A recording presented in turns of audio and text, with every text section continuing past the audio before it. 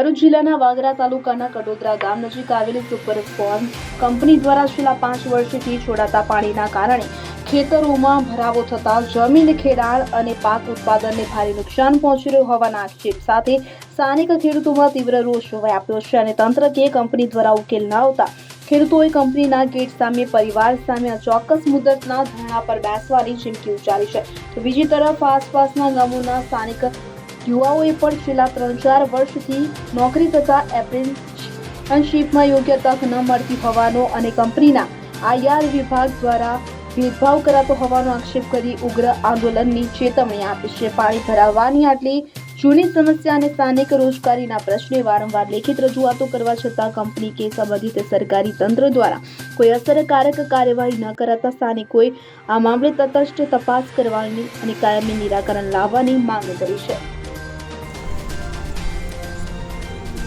મારું નામ રાયજીભાઈ ધીરમભાઈ પરમાર, કડોદરા। હું એક કડોદરાનો ખેડૂત છે। આ યુપીએલની પાછળ સુપરફોર્મની પાછળ છેલ્લા 5 વર્ષથી મારા ખેતરને નુકસાન થાય છે। એ માટે વારંવાર લેખિત મૌખિક મામલેદાર, ટીડીઓ, કલેક્ટર બધાને મેં આપેલું છે અને સુપરફોર્મ યુપીએલ બંનેને આપેલું છે, છતાં આજ સુધી એ જોવા પણ આવતા નથી અને આજે પણ કેટલું મારું પાણી ભરાઈ રહેલું છે એ હાલમાં પણ જોઈ શકે છે। એટલા માટે વારંવાર કહેવાથી આવા પ્રશ્નો વારંવાર બને છે। કેટલું સાહેબ જોડે મિટિંગો કરી, ભરૂચ પણ મિટિંગ કરી, યુપીએલ મેં પણ મિટિંગ કરી, છતાં મને પ્રોત્સાહન આપીને તમારું થઈ જશે આમ કરીને મને ગેરમાર્ગે દોરીને મને આ રસ્તો બંધ કરાવે છે। પણ હું છેલ્લા 5 વર્ષથી લડું છું। જો મને ન્યાય નહીં મળે તો હું આજથી 15 દિવસ 20 દિવસ ગમે ત્યારે કાયદેસરની કાર્યવાહી કરીને હું સુપરફોર્મની ગેટ પર ધરણા ધરીશ અને મને જે કંઈક નુકસાન થશે, મને કંઈ નુકસાન થશે તેની સઘળી જવાબદારી આ કંપનીની રહેશે। કયા સાહેબને તમે રજૂઆત કરી છે? જગદીશ પટનાયક, મીનાક રાજ, તેમના દ્વારા શું વારંવાર મિટિંગો, ઓફિસમાં પણ મિટિંગો કરેલી છે। તેમને પણ મને સાંભળેલા છે કે ખરેખર તમારી વાત સત્ય છે, છતાં એ જોવા પણ આવેલા છે।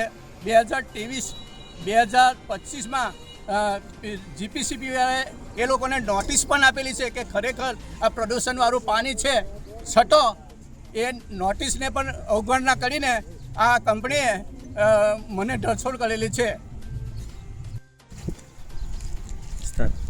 મારું નામ યોગેશ કુમાર કનુભાઈ ગોહિલ। સુપરફોર્મ કંપની દહેજ જીએડીસીમાં આવેલી છે, કડોદરા ગામ નજીક।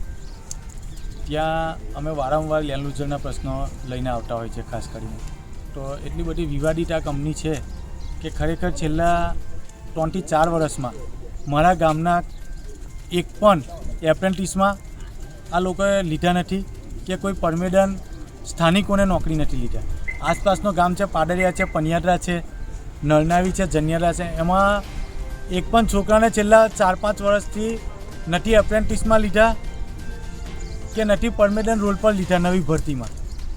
અને લોકલ લોકોના પ્રત્યે જે એચઆર હેડ છે જગદીશ પટનાયકર અને આઈઆર હેડ તરીકે મીનાક રાજ છે, એમની જે તાનાશાહી ચાલે છે કે કોઈ પણ લોકલ હોય અહીંયા નજીકનો 7-10 કિલોમીટરનો, એને કોઈને પણ નોકરી પણ લેવાનો નહીં।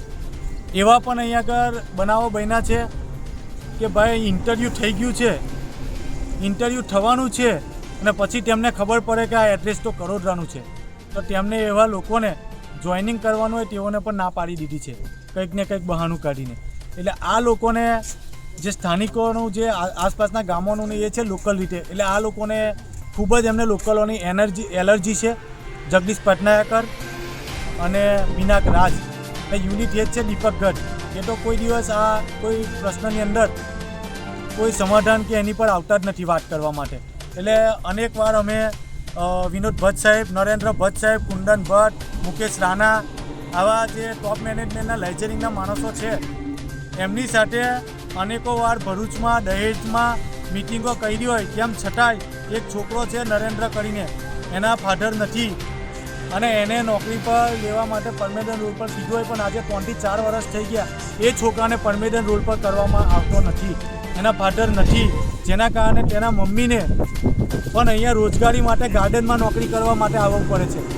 ઉપરથી ટોપ મેનેજમેન્ટ અને જે લાઇઝરિંગના માણસો કહેવા છતાં આ છોકરા સાથે અન્યાય કરે છે. એટલે આ લોકો પોતાની મનસ્વી રીતે મનમાની કરીને જેમને ફાવે તેવું લોકલ સાથે અન્યાય કરે છે. એટલે અમારી માંગ એ જ છે કે આ જે ખેડૂતનો પ્રશ્ન છે, આજે પણ એ ખેડૂતનું જે ખેતરની અંદર પાણી ભરાઈ રહેલું છે એ લોકો જોવા નથી આવતા. અમે આજે અહીંયા આગળ એમના ગેટ ઉપર આવ્યા છે, બરાબર છે. તેઓ પોલીસની ધમકી આપે છે, બરાબર. આ મીનાકરાજ ને જગદીશ પટનાયક લોકલ લોકો સામે કેસ કરે છે. મારા ગામના લેલ લુજોરો સામે અંદર ગુંડા રાખીને માર મરાવે, ધમાલ કરાવે, પોલીસ કેસ કરાવે ને એમને છૂટા કરાવે. એવા પણ બનાવો બનેલા છે ભૂતકાળની અંદર. એટલે ત્યાર પછી આ જે સ્થાનિકો આવે વાત કરવા માટે તેમને પણ પોલીસની ધમકી આપતા હોય. અત્યારે અમે વાત કરવા આવ્યા છે પણ તેઓ વાત કરવા માટે તૈયાર નથી. અને ઉપર ટોપ મેનેજમેન્ટના જે ફોન અમારી ઉપર આવે છે કે અમારી સાથે મિટિંગ કરજો, પણ તમારી સાથે મિટિંગ કરીએ પણ આ જે લોકલ અહીંયાના છે, જે આ સુપર ફાર્મ કંપનીના મેનેજમેન્ટ અહીંયાનું, તે શું કરશે? એટલે અમારી માંગ એ જ છે કે આ લોકોની સામે કંપની પણ પગલાં લે. આ લોકોને સ્થાનિકોને નોકરી માટેની અમારી માંગ હતી આટલી. રંગોની જાકેટ સાથે ભરૂચ. હવે જુઓ દેશ દુનિયાની તમામ ખબરો તમારી આંગળીના ટેરવે. ઉઠાવો મોબાઈલ અને ગૂગલ પ્લે સ્ટોર પરથી ડાઉનલોડ કરો અમારી CN24 ન્યૂઝ મોબાઈલ એપ.